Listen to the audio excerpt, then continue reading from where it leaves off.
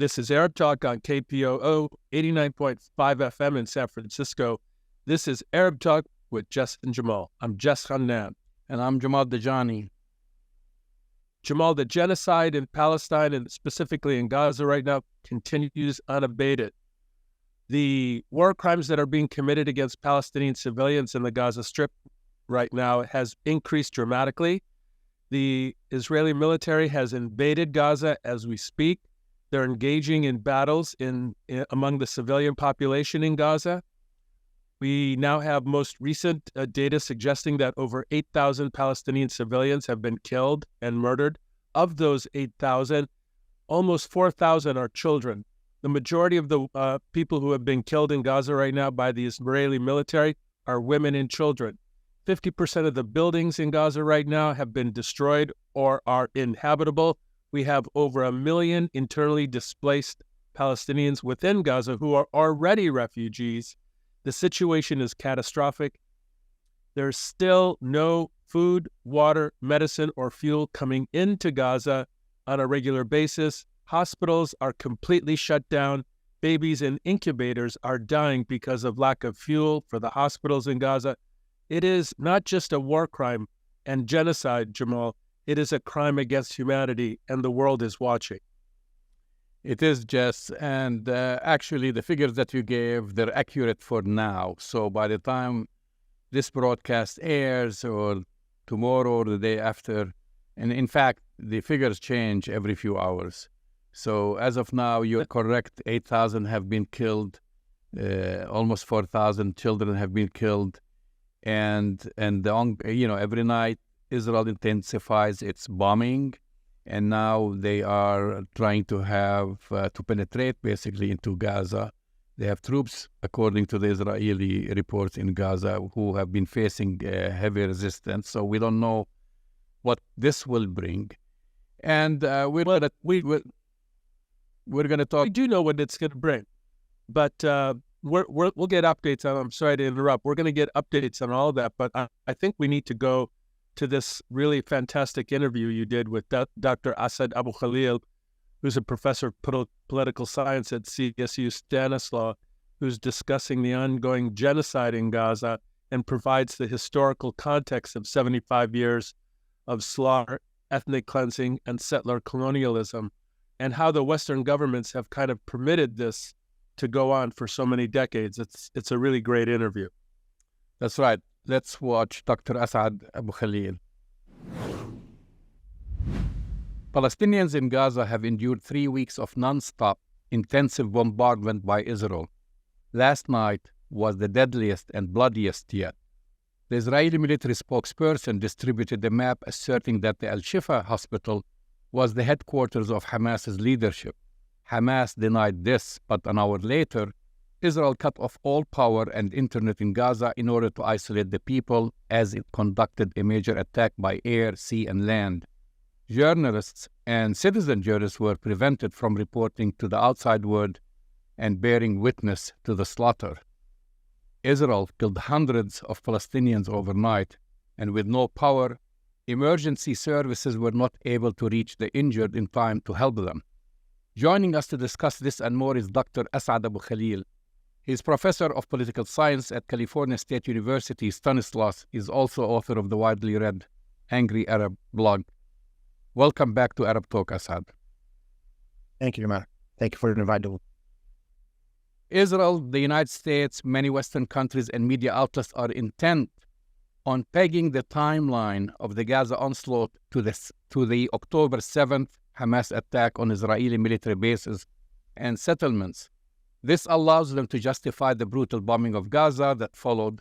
They refuse to recognize the 75-year history of Israel's ongoing settler colonialism of Palestinian land because this would give context to the attack and undermine their rationale. Please put this into context for us.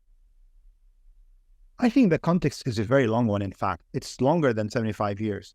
The Zionist project has begun in the late 19th century on the basis of the premise that we can only achieve our goal by using mass violence on the native population. Even as early as the 1890s, Ahad Ha'am one of the key leaders of cultural Zionism, wrote an article in which he criticized his fellow Zionists for the way they mistreated and beaten and abused the native population of the Palestinians. And it continued all the way even before 1948. It was in the 1930s, I need to remind the audience, where the first instruments of terrorism ever used by any group in the Middle East were first pioneered by the Zionist gangs in Palestine. That's when they first started car bombs, bus bombs, ambulance bombs, when they first threw grenades at crowded markets, when they used letter bombs against the British. All these were started in the 1930s when the Palestinians had barely any weapons of resort. And in fact, the Palestinians, for much of their history until the late 1960s, tried what they are now preached to, which is the course of nonviolence. And it got them nowhere. Even the word Palestinians, as late as 1967, does not appear once in United Nations Security Council Resolution 242. What the Western Zionists and racists, for the first time, we are now seeing, especially in the wake of Ukraine war, how race is a drive and a determinant of U.S. and Western foreign policy. It's about race. They don't like the Arabs, they don't like Palestinians because they think they are inferior. They are not as worthwhile as Israelis or as Ukrainians. They belong to the wrong race and ethnicity. Even local Christians, Palestinians and Arab Christians, don't matter to them because they are still fundamentally backward people. When Benjamin Netanyahu, in a famous tweet that now has since been deleted, said about children of darkness versus children of civilization, he was to eliteness. That's what he was talking about. The children, he was justifying the murder of children. And this time, Nasser in 1967, and he should be fondly remembered for that, he said, I'm not fighting Israel alone. It's the United States, full partner. And at that time, as you remember, there were critics of Nasser who mocked him to this very day. How do you accuse the Gulf, the West and so on? He was right. But this time, the U.S. has revealed its face as a full partner in the war of aggression, crime against humanity against the Palestinians, because for the first time, the United States does not trust that Israel can take care of itself. And for that reason, it has allowed us to see that it is indeed a full partner, not only in propaganda and justification of murder, but also in the planning and designing of the war crimes happening in Gaza. The fact that they have shut out the media, this was an American advice given to Israel back in 1987 by Henry Kissinger. So we see a continuation of that. If we want to talk about violence, we speak about the whole course of Zionist history. We also need to stop talking about the cycle of violence. It's not a cycle. A cycle has no beginning and no end. The violence in the Middle East has a beginning, and it's a Zionist movement. And it's the birth of the state of Israel atop the Palestinian nation, and the expulsion of 750,000 Palestinians, the majority of the population. And that's what started it all. If you want to pretend that history began on October 7, do that, because that's the only way in which you can convince people who are ill-informed in the West that really everything was fine, that the Palestinians were in a state of prosperity and bliss, and suddenly this Hamas organization came out of nowhere and attacked the Israelis. Well, in the last year alone, Jamal, as you all know, Palestinians have been killed at the rate of at least one per day, and oftentimes even more than that. One per day. They are killing them, but we don't hear about it. Why? Because they are Palestinian. Palestinian lives do not matter to the West. But trust me, they matter to us Arabs, and we remember them one by one, name by name, ID by ID, as was released by the Health Ministry in Gaza. What about the European countries, the UK, France, Germany, and other Western countries who not only refuse to recognize that there is a genocide, an ongoing genocide, and they're giving Israel the green light to continue? These are the same countries who were party to international laws established after World War II to prevent such war crimes. Why aren't they being applied? Is there an exception, the same thing like what the United States is doing, an exception for Palestine, Arab and Muslim countries? There are no exceptions. They are all full partners. There are no nice European countries and bad European countries. The West is a solid coalition. Look at the way they responded in Ukraine. Look how much they glorified the violence when it's against Russia, how much they glorified sanctions against Russia. In the case of the Palestinians, not only they want to deprive the Palestinians from the eternal right to self-defense, they want to even deprive them of the right of civil disobedience, of the right of nonviolent struggle. Is there anything more nonviolence than boycotts? Imagine there are laws in the states of the United States on the books against peaceful boycott of Israel. They are illegal in the United States. Imagine that. When the United States is the biggest practitioner of boycotts around the world against countries and states that it doesn't like. And anyone who disobeys the United States is classified immediately as a state sponsoring terrorism or as a terrorist organization. So I am not fooled by any Western delineation between Switzerland and others. Just Switzerland this day, I woke up today to read the news. They deprived of funding various Israeli and Palestinian organizations because they deviated from the line. We were never fooled by these European distinctions. And Europe has become solidly behind the United States. There is no de Gaulle anymore who can differ and disagree with the United States. Look what happened to Jacques Chirac in 2003. That was the last time any European dared to disagree with the United States. And that was the end of it. We find today all the NATO countries, all European countries, Finland, Switzerland, Sweden, these supposedly nice, idealistic countries are all partners in the war of aggression. And the Arabs are not dumb. They see for themselves that what is happening in Palestine is not the deed of the apartheid state of Israel. They have been accustomed to the aggression and terrorism of Israel. But now they are seeing the Western world, the entire Western world. Look at the racism in the public discourse. Look at the way Arabs are invited to TV shows in order to be put on trial. Do you condemn? Do you condemn? Who are you to ask me? Who are you? You are not my judge. I want to ask you. Who are you to demand condemnation? When you are part of the original sin in Palestine, you Western nation were the sponsor of this project that planted the seeds of terrorism in the entire Middle East. The state of Israel has been a party to all these wars in our region. I am 63 years old. In my lifetime, Israel has bombed Tunisia, Libya, Sudan, Somalia, Lebanon, Syria, Palestine, Jordan, Iraq. What did I leave out? And in 1973, they downed a civilian airliner. And in 1959, they downed a Lebanese civilian airliner. 1954, the first hijacking, a Syrian airliner, they hijacked it. This is the record of the state of Israel that they don't want to go back to. They just want to stop history, to freeze it on October 7th. Before it, we were living all in peace. That's not going to run with people with memory. We are people with memory. You are the people without memory, not you, Jamal, of course. Talking about the Western nation. But I think what is happening today is it's not a bad thing for Arabs and Muslims to see the West for what it is, very far from their propaganda claims, from the way they present themselves to us. We see the Free Berlin, how much the Cold War spent billions on portraying Free Berlin, West Berlin, as being the place, the alternative to communism. Well, Free Berlin banned the display of Palestinian flags. They banned the display of kufiyas in schools. Demonstrations. There is an increasing public outcry, though, in spite of desperate attempts by Israel, the United States, to invoke the self-defense justification and so on. And we've been witnessing thousands of people who are turning out worldwide to protest the bombing of Gaza and demand a ceasefire, including anti-Zionist Jewish Americans.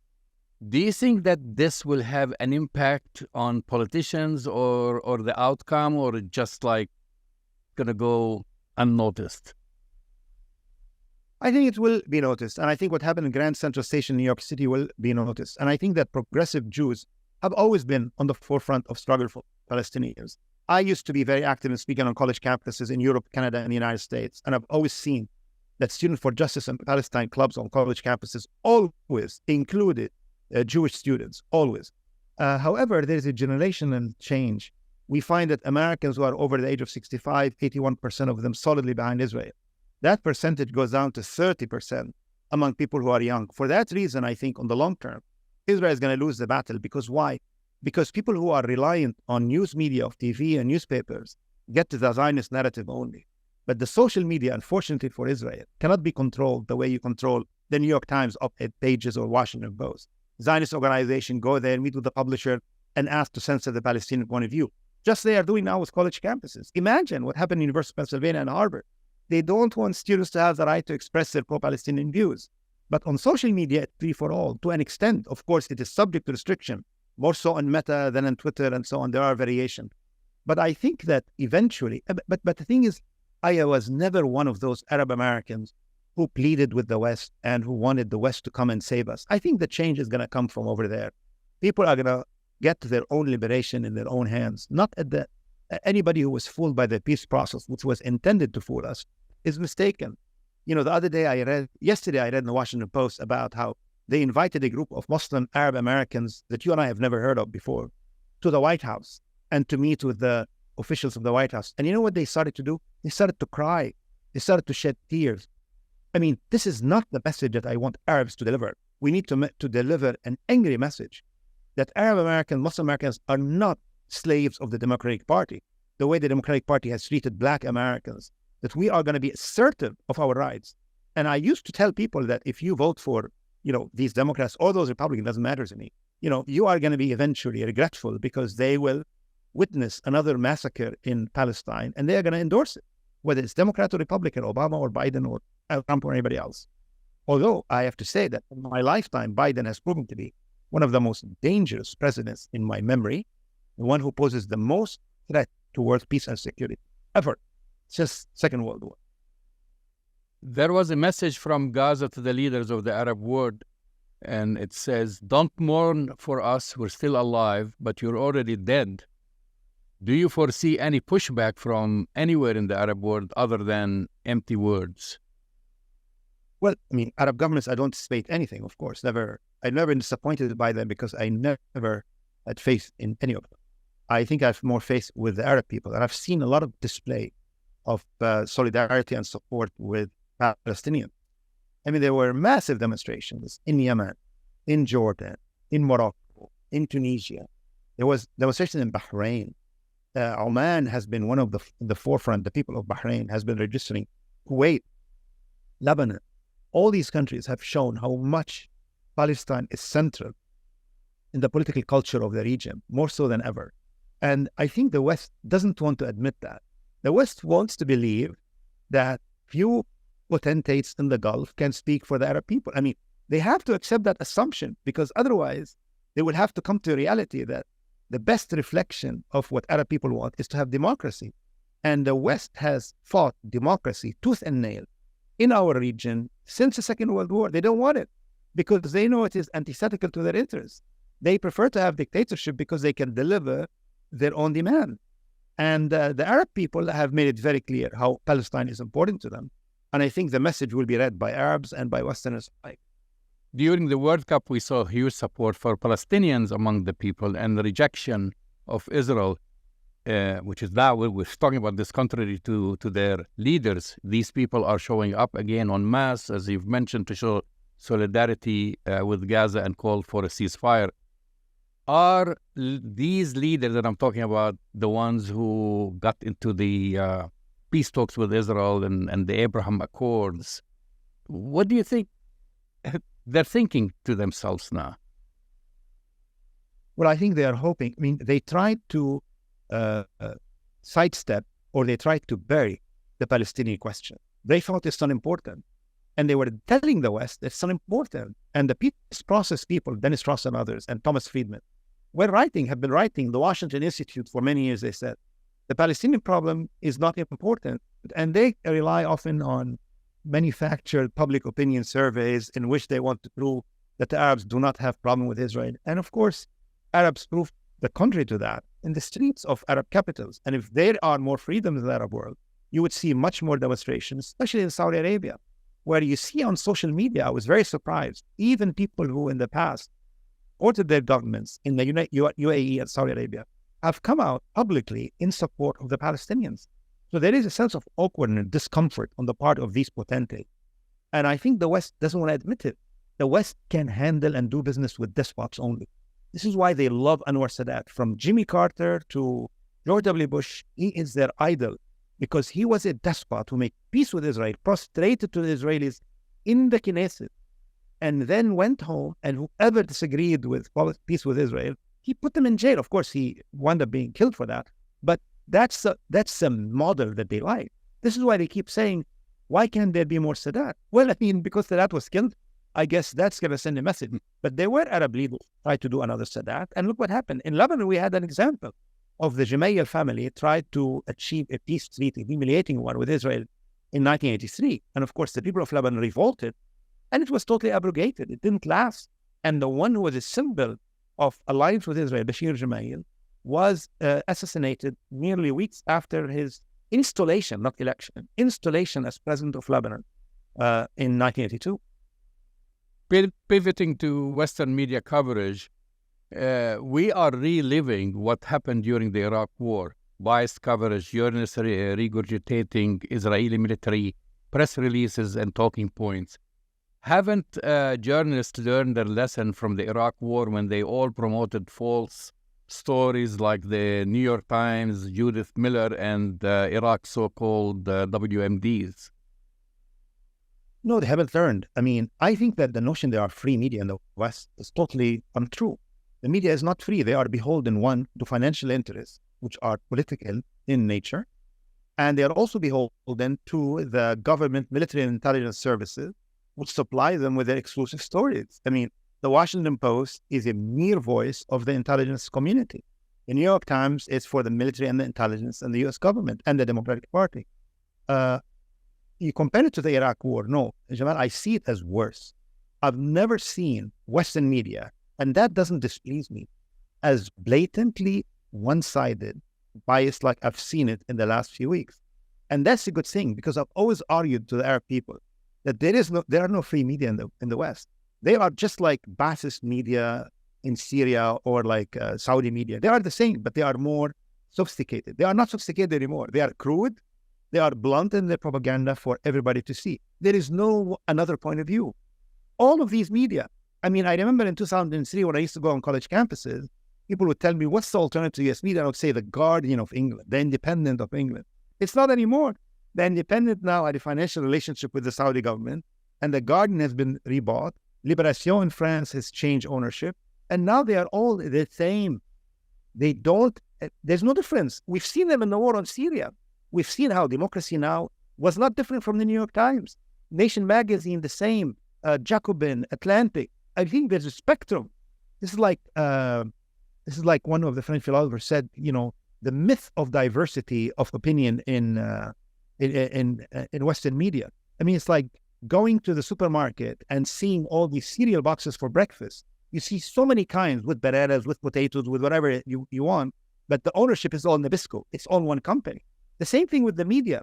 The diversity of the media is totally deceptive because they are all delivering the same agenda. Fox News and MSNBC now are indistinguishable in their coverage. And then MSNBC, imagine, they even shut down for a while those lone 3 dissenters, mild dissenters, because they don't want to offend their viewers. Imagine if these stations ever were to free somebody who is pro-Israeli. There will be an outcry. I mean, imagine now in Boston what's happening. There is a hedge fund billionaire who spent money to hire these buses showing the students' faces and names because they were active pro-Palestinian. How is the ACLU not being active on this? How come there is no outcry? Where are the people who speak about freedom of speech? Don't you export freedom of speech merchandise to the Middle East and lecture to us and hector us about freedom of speech? But of course, in reality, we know how it is. These are slogans that are used by the West entirely against their enemies. They want democracy in Iran and Syria, but they don't want democracy anywhere else because they are more than happy with the potentates that are in power. Israel previously talked about dividing Gaza into 2 areas, north and south. During this bombardment, they obliterated northern Gaza, forcing hundreds of thousands of Gazans to flee south or perish. What is Israel's endgame here?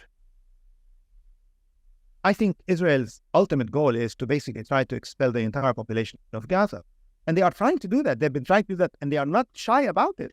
I mean, this is a state that has expelled populations time after time. It is not the first time. Look at the population of Jerusalem. There has been a deliberate policy of driving Jerusalemites out of Jerusalem. People in the West Bank and Western countries that are totally inhospitable to Arab immigration do not mind Palestinians to come to their land because they want them out of Palestine to make it easier for the state of Israel to maintain the myth of democracy by vote, when in reality it's a democracy by mass expulsion of the indigenous population. So they're going to try to do it in Gaza. The Egyptian government and the Jordanian government spoke against that because they don't want more Palestinian refugees in their midst and because they want to foil the plan of what Israel is up to. But I think the West wouldn't mind it. I really believe that there is nothing Israel can do to the Palestinians that the West would frown upon. I have no doubt, and I'm sure you agree with me, if Israel were to drop a nuclear weapon on Gaza, not a single member of Congress will disagree, except the 18 people who voted against a resolution for Israel. And you know, every one of the 18, Jamal, every one of them is a person of color, either Latino or African American. Not a single white person dissented. And in the resolution in the Senate, there were 97-0. And the 3 people who did not vote were not there because of protests. They actually were co-sponsors of the resolution. There is no dissent. And if Israel were to drop a nuclear weapon, they would be in support, Democrats and Republicans. And America, you know what it would do? It would replenish their nuclear arsenal with more nuclear bombs to use them in the future. And Israel has that message. I mean, if Israel today is out of control, it is because America has made it. The entire West, from Sweden to the United States, they have made it out of control because they sent them the message, there are no limits to the cruelty and savagery that you will inflict on the Palestinians. We will support you because these are backward people as far as we're concerned. They are not white. They are not Ukrainian. You mentioned that President Biden is one of the most dangerous presidents that you witnessed in your lifetime. There is a concern that this could expand to a regional war, dragging Hezbollah, Syria, Iran. Is this his intent? Do you feel, is this the next step? I don't think so. I think he's scared of Hezbollah. No question about that. And they tried to smash Hezbollah in 2006. And let me tell you, the outcome was utterly undesirable for Israel. They were humiliated on the battlefield. They could not advance 1 inch into the territory of Lebanon. It was one of the worst humiliations for Israel. For 33 days, a band of volunteers, not even an army, took them for 33 days. This is when Israel bragged about winning against 3 Arab armies, 6-7, in few hours. They call it few hours war. Well, it's no more the case. And they are not going to be able to smash the people's resistance in Palestine, West Bank or Gaza in few hours anymore. It's different. I think they are dealing with a different resistance than the PLO.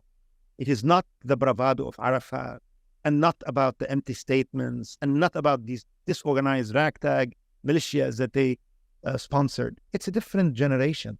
People who've learned the lessons of the past. People who have more commitment and defiance than ever displayed by all Arabs in their wars against Israel. And for that reason, America today is scared for Israel. It doesn't trust it can win the war. And for that reason, U.S. is making sure that the war does not expand with Hezbollah. Even though the war is going on between Hezbollah and Israel, it hasn't stopped every single day. People do not pay attention because you have people in the Gulf media saying, where's Hezbollah? Well, I mean, you are the last person to ask that question. Because in 2006, when Hezbollah had a major war with Israel, the Gulf regimes were the first one who said, look what they've done. We blame them. They took the region to war. They destroyed the country, they said. Right. I mean, damn if you do, damn if you won't. If they start a war, they blame them. If they don't start a war, they tell them, what are you doing? You know, in the Riyadh last night, there was a night of entertainment, a celebration of entertainment in Riyadh on the night when Gaza was being incinerated. This is going to be remembered by Arabs, primarily by Saudis, because the Saudi people are very deep in their attachment to Palestine, the most, according to public opinion survey. And even the rule in Saudi Arabia admitted that the Saudi people care about Palestine. Dr. Asad Abukhalil, thank you for joining us on Arab Talk. Thank you very much for the opportunity. Take care. That's the voice and the face of Dr. Asad Abukhalil, professor of political science at CSU Stanislaus. Well, Jamal, that's something, I mean, it was a really great interview. And what was discussed between the two of you is something that is completely missing from all of the analysis that's going on right now in the mainstream media, and even in that so-called progressive, some aspects of the progressive media. There's decontextualizing and dehistoricizing where we are today based on the 75 years of settler colonialism and colonization of historic Palestine. It's not being talked about. Well, I mean, in short, and I don't want to summarize the entire interview because you've watched it. It's very important for everyone to watch and listen to. But the context here, Jess, it should be a simple context, but it's not. The Western media and Israeli media, well, when I say Western media, because Western media just basically copy and paste what the Israeli media, and actually not the Israeli media, because even the Israeli media is better than the Western media. They copy and paste the Israeli military press releases. And they try to tell the entire world that there is this war, or whatever they name it, war, conflict, attack, etc., started on October 7th. This is not the real story. You know, Palestinians have been under attack. They've been getting killed by Israelis. Their land has been pillaged, ethnically cleansed for 75 years, and it's very and more. According to Dr. Asad Abukhalil, it's more. But let's say the 1948 is the date. And no one has raised a finger about that. No one has criticized Israel. They let it continue every day on a daily basis. Every single day there's a Palestinian getting killed. And we're not talking about October 7th. We're not talking about Hamas. We're talking about the West Bank. We're talking about land confiscation, deportation, taking over of people's homes, burning their olive trees, and so forth. Every single day. And that's why Dr. Asad Abukhalil puts a historical context on this extermination, basically an extermination. And also, what's more important than this is the indifference. And I'm not talking about the masses, I'm talking about governments, Western governments. And Western media basically looking the other way or giving Israel a wink and a nod. This is what President Biden did when he flew to Tel Aviv. He just went there and gave Israel the green light to start a genocide, and it did. Well, that's right, Jamal. I wouldn't even say a wink and a nod. I mean, the disinformation coming from the White House, the hypocrisy coming from the White House, the green lighting, as you say, of the genocide that's occurring in Gaza right now is absolutely extraordinary.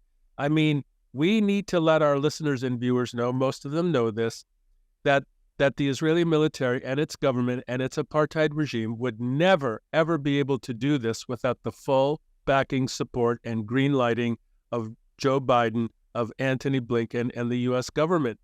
So my question, and what we need to tackle, and we're going to talk about a lot of things today, is that the complicity here is beyond Benjamin Netanyahu and its war cabinet that are committing this genocide. The United States, the NATO allies, the Western powers are equally, if not more, complicit because they are green-lighting this. They can't even bring themselves, Jamal, the United States, to even say, let's have a ceasefire. They have vetoed 2 ceasefire amendments and at the Security Council in the United Nations. They are not even willing to let humanitarian aid in. They're not even willing to let hospitals function. They're not even willing to let food and water and medicine in. So my question back to you is like, how far does this complicity extend right now when you see President Joe Biden going to Tel Aviv and giving a bear hug of love to Benjamin Netanyahu, basically a war criminal now? Well, I mean, you know, one thing that comes out of all of this, it's let's stop the charade that we've been living under, or people at least, drinking the Kool-Aid that the United States, looks after the interests of Palestinians, or wants peace, or that slogan that they keep repeating, or the motto, the 2-state solution. It's all nonsense. And It is and nonsense. and Dr. Asad Abukhalil said two important things. It stuck in my mind. Yes, two things. First thing that he said was that and he's a well-known professor. He's been teaching political science. He did not just come out of nowhere.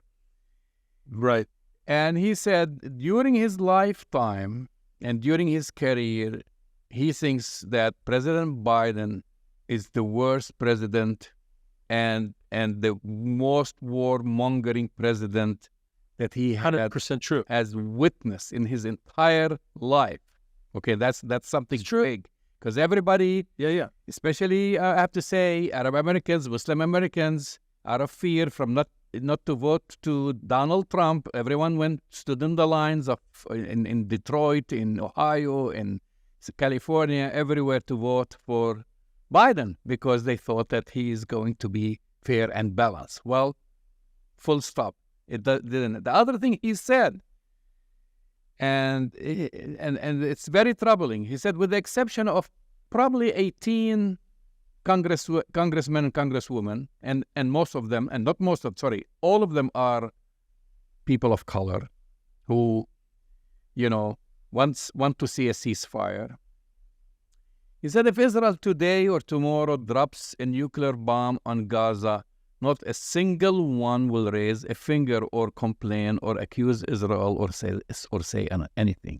And which is, this is very strong to show you the position of this administration, the position of U.S. Congress, and of course, he goes on that this goes way, it's all associated with the anti-Arab, anti-Muslim racism and so forth, going up decades, if not hundreds of years. And this is very troubling. I mean, this is very troubling. Now, as I've said this, and he the same thing, the big shock, and this is where I see the Zionists on social media and their surrogates like former Ambassador Freeman and others saying, how dare all these masses march in London? I can't believe the thousands of people, pro-Palestinian people marching and condemning Israel. Read that. I ask everybody just to go there, go on Twitter, go on TikTok, Facebook. You'll see that over and over again. And that's the difference, is that you have the global masses. They are not fooled by their governments. They are not fooled by the Zionist media apparatus that controls everything, that we say or do, whatever. They are not fooled when, you bring in any Palestinian or Arab American, and the first question you ask them, do you condemn Hamas? Do you condemn this? Do you recognize Israel's right to exist and so forth? You never dare to do this to someone from Ukraine. You never dare to do this to anyone. You don't ever bring an Israeli and you said, hey, do you condemn the 75 years of ethnic cleansing that your government has been conducting? So all of this now, they are crystal clear that we have Western governments led by the United States, and the others are followers. And then you have the mass support for Palestinians across the globe. But I think that's exactly right, Jamal. And that kind of split between Western governments and what's happening on the street is going to continue to cause the profound nature of the hypocrisy to be exposed even more. I mean, you basically had what some people described as the largest protest in the history of London, in the history of the UK, occurring in London yesterday. 500,000. People were saying they had never... people had said they had never seen this mass demonstration in London ever. And this is 500,000 people coming out supporting Palestine, condemning the genocide being committed by Israel in Gaza. And what's extraordinary, and it happened in Italy, it happened in Washington, D.C., it happened in New York. They shut down Grand Central Station.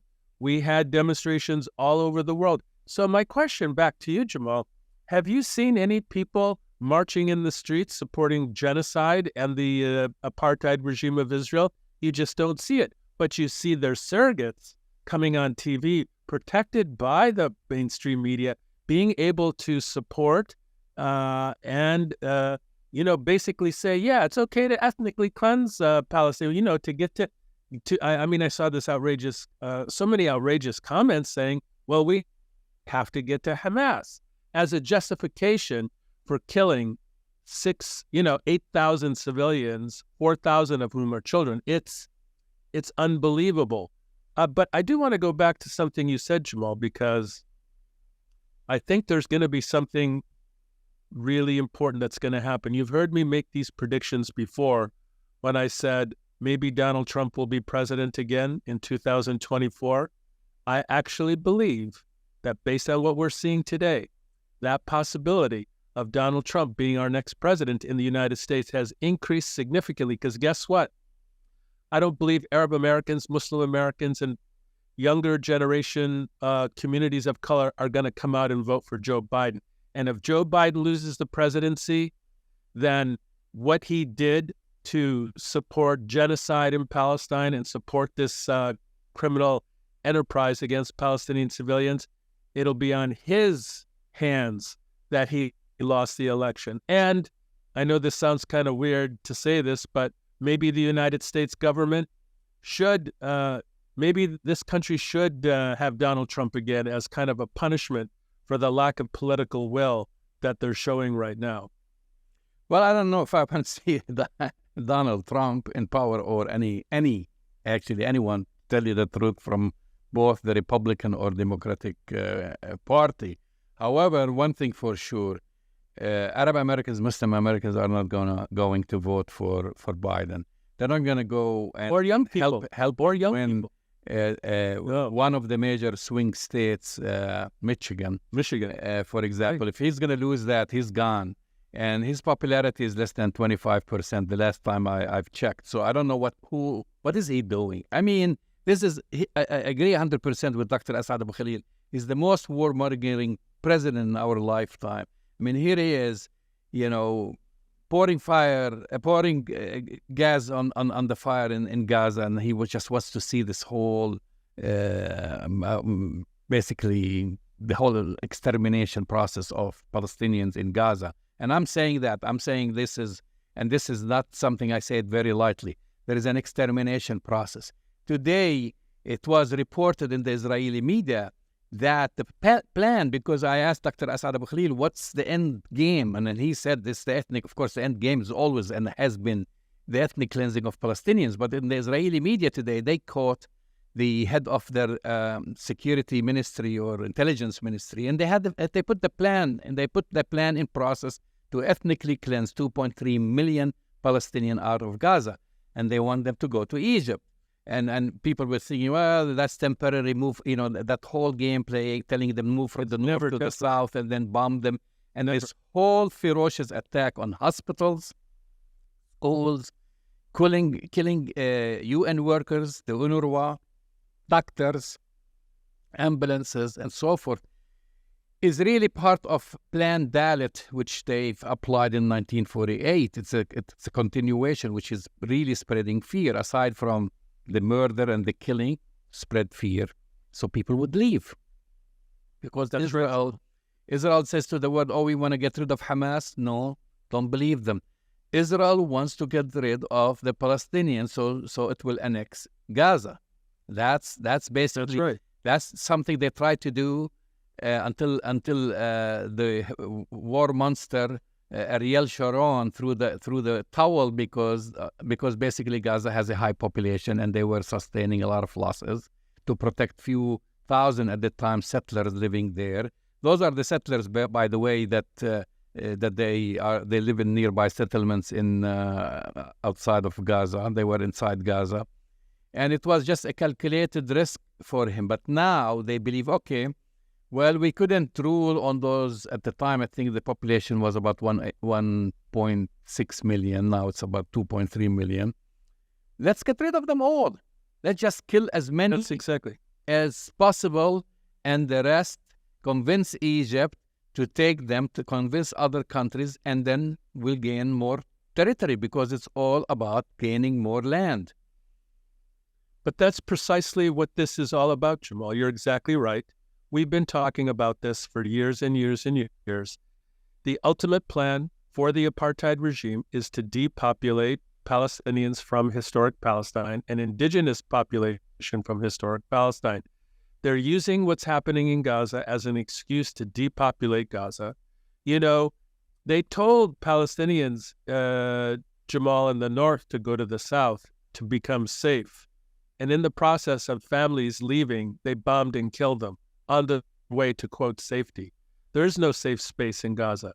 And in the meantime, Jamal, which is not getting reported in the mainstream media, you're seeing Palestinians being killed, arrested, detained in the West Bank. You see settlers shooting and killing Palestinians. By the way, sorry to interrupt you, they're attacking students at Israeli university. These are Palestinians with Israeli citizenship. They're attacking their dorms. So this is how bad it's going to get. Right. That's right. That's right. And the one of the security ministers said to the Palestinians who have Israeli citizenship, if you support the ceasefire or anything like that and make pro-Palestine comments, we're going to send you to Gaza. I mean, they're making such outrageous criminal statements, and these are, quote, Israeli citizens. And let's not forget, Jamal, they're attacking students at the universities in the apartheid state, but they're also attacking students here in the United States who stand up for justice for Palestine, who are demanding a ceasefire, an end to settler colonialism. Our students here are getting doxxed, are getting identified. Their names are being plastered on billboards. And, you know, that same kind of threatening, bullying behavior that they're doing in historic Palestine in 1948, they're doing here too. You know, you have to be able to see, and we've been talking about this for many years, their response right now is in direct comparison to the extent that the world on the ground, people on the streets, regular citizens, are against the apartheid state and condemning them. They're freaking out about it as usual, and they don't know what to do about it. So they're making these outrageous statements and trying to put even more pressure on universities to kind of silence Palestine voices and Palestinian voices on campuses. I think that this is a historical moment, Jamal, where people who are silent right now against the genocide of Palestinians in Gaza are going to be on the wrong side of history, already are on the wrong side of history, but their silence right now, universities are silent, companies are silent, people are just afraid to speak right now. We're witnessing a genocide, the Nakba of 2023, Jamal. We're witnessing this genocide right now, and people are afraid to speak. It's extraordinary. So I just want to say one thing, regarding this, because I think their efforts will fail because we see the reaction from the population.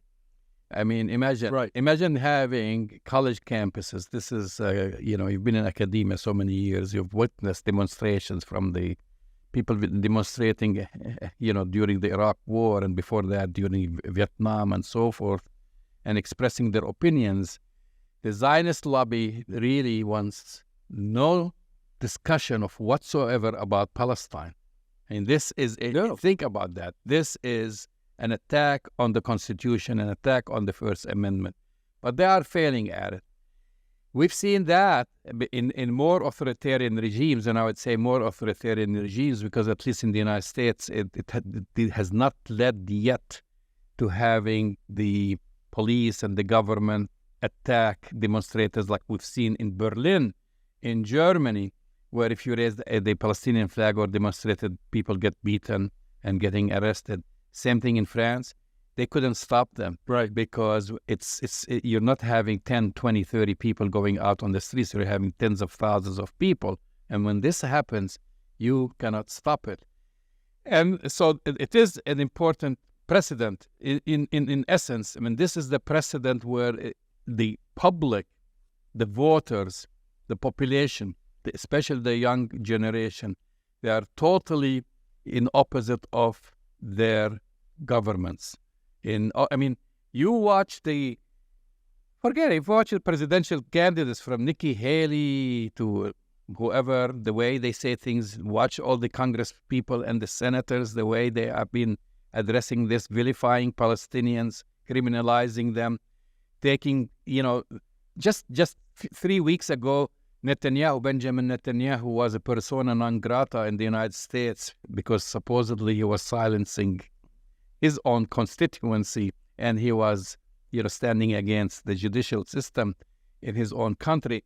Now they're quoting him word for word, regurgitating what he was saying that Palestinians are animals and criminals and whatever, because, if you debase and dehumanize people, then it's easy to look at their picture as they're being getting slaughtered. That's exactly right, Jamal. But here's the thing. Things are going to get much worse, and our viewers and listeners need to know this. Because of the green light from the United States, from Joe Biden and the other Western NATO allies, this is going to get much, much worse. More Palestinian civilians are going to die. More Palestinian children are going to die. The situation in Gaza is beyond catastrophic. I mean, it is beyond catastrophic. There is no functioning hospital. There are 17,000 people right now, Jamal, living in Shifa hospital grounds, which and I know, we've been there. We know how small that area is in Gaza City and how many people are living there because they think it's safe. It's not.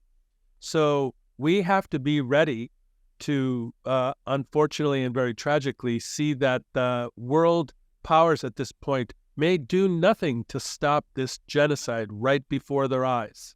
Well, that's why this is not the time to be silent. This is not the time to sit on your hands. You have to do something. You have to say something. And that's what we can do, is report on the truth and basically listen to what's happening in Gaza. And I say listen because and sometimes you cannot even watch what's happening there and report it so the entire world can see this genocide taking place in real time. I mean, this is what's going on, a genocide happening in real time. And we have to say to all world leaders and all people of conscience, this is a moral moment, a moral historical moment where you need to take a side on, are you for genocide, or are you going to demand an immediate ceasefire, a resumption of humanitarian aid, a resumption of the ability of hospitals in Gaza to treat the sick, the wounded, the dying, the ability of Palestinian physicians to be able to keep the incubators on for premature babies that were born during this slaughter and genocide of Palestinians. So when we look back at this historical moment, there's only going to be two kinds of people, Jamal, those who stood against genocide and those who were silent. You've been listening to Arab Talk on KPOO San Francisco 89.5 FM. Go to our website, arabtalkradio.com, to download the latest shows, and we'll talk to you next week. See you next week.